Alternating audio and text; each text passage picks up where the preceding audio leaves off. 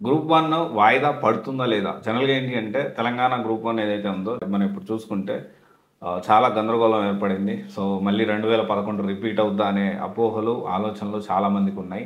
So, వాళ్ళందరికీ ఒకటే చెప్పదలుచుకున్నది ఏంటి అంటే గ్రూప్ 1 వాయిదా పడుతదో లేదో నేను ఒక విషయం గురించి పాయింట్ ఔట్ చేయాలనుకుంటున్నా. ఇన్‌స్టిట్యూట్స్ గురించి. కోచింగ్ సెంటర్స్ దందా మళ్ళీ మొదలుపెట్టారు. అరే!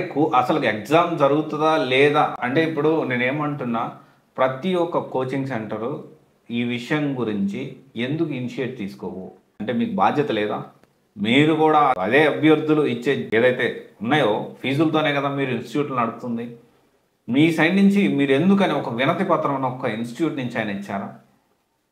చెప్పండి. కోట్లు, కోట్లు సంపాదిస్తున్నారు గదా! చాలా ఇన్‌స్టిట్యూట్స్. నేనిప్పుడు క్వెషన్ ఇన్‌స్టిట్యూట్స్‌కే ఏస్తున్నా. ఇప్పుడు అభ్యర్థులు ఎంతవరకు చేయగలుగుతారు చెప్పండి? ఎంతవరకు పోరాడగలుగుతారు? వాళ్ళకున్న డబ్బులు అన్నీ గూడా మీకే ఇచ్చేసారు గదా! సరే మీరు దాంట్లో క్లాసులు చెప్పారు సెకండరీ. కానీ మీరైతే కోట్లు, కోట్లు గడించారు గదా! ప్రతి కోచింగ్ సెంటర్‌కి ఈ ప్రశ్న. ప్రతి కోచింగ్ సెంటర్‌కి. మీరెందుకని వినతి పత్రాలిచ్చి, మీరు అంటారు గదా!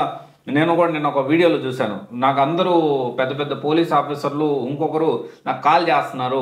నేను కోర్టు కేసు కాబట్టి మనమేం చేయలేము. మనం అభ్యర్థించడం తప్ప, యూట్యూబ్ వీడియో చేయడం తప్ప. ప్రతి కోచింగ్ సెంటర్ గ్రూప్ 1కి సంబంధించి వాయిదా పడుతుందో లేదో సెకండరీ. మళ్ళీ ఫ్రెష్‌గా ఈ టెస్ట్ సిరీస్ పేరుతో ప్లాన్ చేసుకున్నాడు డబ్బులు సంపాదించడానికి. పేదోడి రక్తం తాగడానికి. బుద్ధుండాలి ఇలాంటి ఇన్‌స్టిట్యూట్స్ ఎవరైతే చేస్తున్నారో అలాంటి ఇన్‌స్టిట్యూట్స్. బుద్ధుండాలి. కొంచెమన్నా మనం ఏం చేస్తున్నాము, ఎలా చేస్తున్నాము అని ఆలోచన చేయాలి. మానసిక స్థితి ఎలా ఉంది స్టూడెంట్స్‌ది? ఎంత మెంటల్లీ డిస్టర్బ్ అవుతున్నారు? ఆ డిస్టర్బ్ అవుతూ వాళ్ళు ఎంత ఇబ్బంది పడుతున్నారు. కోట్లు, కోట్లు సంపాదించే ఇన్‌స్టిట్యూట్స్ మళ్ళీ మీరు రక్తం తాగడానికి రెడీ అయ్యారే! మీరు మనుషులేనా అసలకి? కోపం వస్తుంది నాకు. జనరల్‌గా ఏంటి అంటే నేను ఏ వీడియోలో కూడా ఒక లిమిట్ నేను చాలా వీడియోస్ చేశాను. కొన్ని వేల వీడియోస్ చేశాను. ఎప్పుడూ కూడా ఒక లిమిట్ దాటి బుద్ధుందా? మీరు మనుషులేనా? అనే మాటలు ఎప్పుడు మాట్లాడలేదు. ఇప్పుడు మాట్లాడాల్సొస్తుంది. అరే! ఇంత జరుగుతుంది. గవర్నమెంట్ వాళ్ళు స్పందించట్లేదు. ఇన్‌స్టిట్యూట్స్ నుంచి మీరు ఎంత డబ్బులు సంపాదిస్తున్నారు కదా! మీరెందుకు దాన్ని క్వెషన్ చేయట్లేదు? క్వెషన్ చేయడం అంటే యూట్యూబ్‌లో వీడియోలు పెట్టడం కాదండి. నేను పెట్టడం అంటే నేను డెఫినైట్‌లీ ఇది మీకు రీచ్ అవుతది. నాకు తెలుసు చాలామంది నన్ను అబ్జర్వ్ చేస్తున్నారు. ఇతను ఏం చేస్తున్నాడు ఏంటి అనేది అబ్జర్వ్ చేస్తున్నాడని నాకు తెలుసు. అందుకనే నేను ఈ వీడియో చేస్తున్నాను. నాకు మీ అంత శక్తి నాకుంటే డెఫినైట్‌లీ అంత పెద్ద ఇన్‌స్టిట్యూట్ నాకుంటే ఖచ్చితంగా నేను క్వెషన్ చేయగలిగేవాడినేమో. అట్‌లీస్ట్ ట్రై అన్నా చేసేవాడిని. ఒక్క ఇన్‌స్టిట్యూట్ అన్న వెందిపాత్రం ఇచ్చిందా? వాళ్ళ దగ్గర నుంచి డబ్బులు తీసుకుంటున్నారు కదా మీరు. మళ్ళీ సరే ఇదంతా పక్కన వినతి పత్రం ఇయకపోగా సరే యూట్యూబ్‌లో వీడియో చేశారు. అవేర్‌నెస్ వస్తుంది. అండ్ మంచి విషయమే కాదనట్లేదు. కానీ కొంత అవేర్‌నెస్ వస్తుంది. గవర్నమెంట్ మీద ప్రెషర్ అనేది తీసుకురాగలుగుతున్నారు. ఓకే. ఫైన్ కాదనట్లేదు.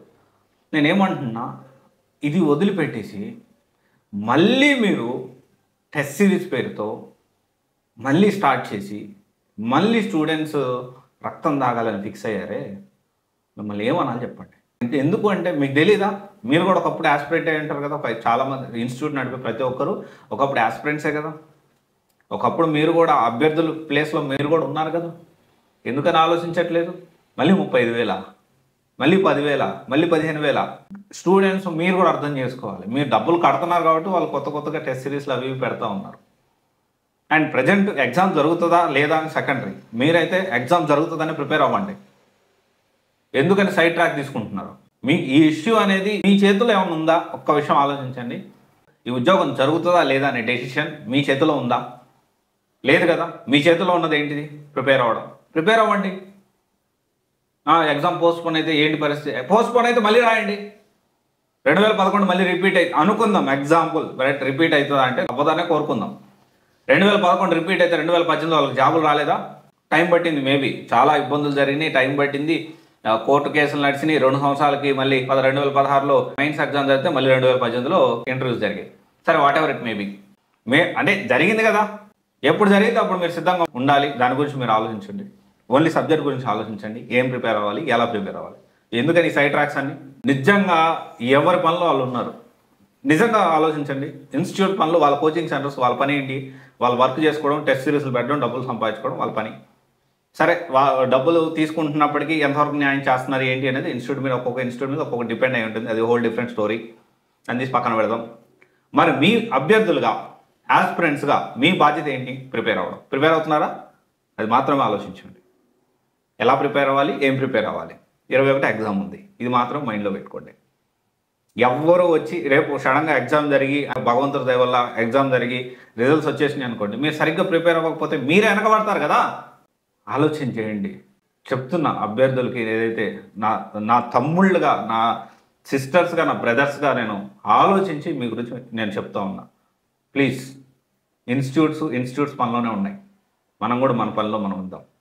భగవంతుడి దయ వల్ల త్వరగా అన్ని సమస్యలన్నీ తీరిపోయి ఎగ్జామ్ కండక్ట్ అయితే చాలామంది భవిష్యత్తు, అంటే ఒకవేళ ఎగ్జామ్ సక్సెస్ అవుతారని కాదు, ఒకవేళ అవ్వకపోతే ఏం చేయాలని కూడా వాళ్ళు ఆలోచించుకుంటారు. అవ్వలేదు, సక్సెస్ అయితే హ్యాపీ, చాలా హ్యాపీ. అవ్వకపోతే ఓకే, ఇది అవ్వలేదు, నెక్స్ట్ ఏం చేయాలి, ఎలా ప్లాన్ చేసుకోవాలి, కెరీర్ని ఎలా ముందుకు తీసుకెళ్ళాలని ఆలోచించుకుంటారు. ఓకే, ఆలోచించండి. అండ్ ప్రతి అభ్యర్థి ఈ విషయాన్ని ఆలోచించాలని కోరుకుంటున్నాను. ఏదైతే ఇన్స్టిట్యూట్స్ ఉన్నాయో, ఇన్స్టిట్యూట్స్ అలాగే చేస్తాయి, ఎందుకంటే వాళ్ళు బిజినెస్ చేస్తున్నారు. అండ్ నేను తప్పు పట్టట్లేదు, కానీ మనము మన బాధ్యతని మర్చిపోవద్దు. Okay, thank you. This is Raj signing off.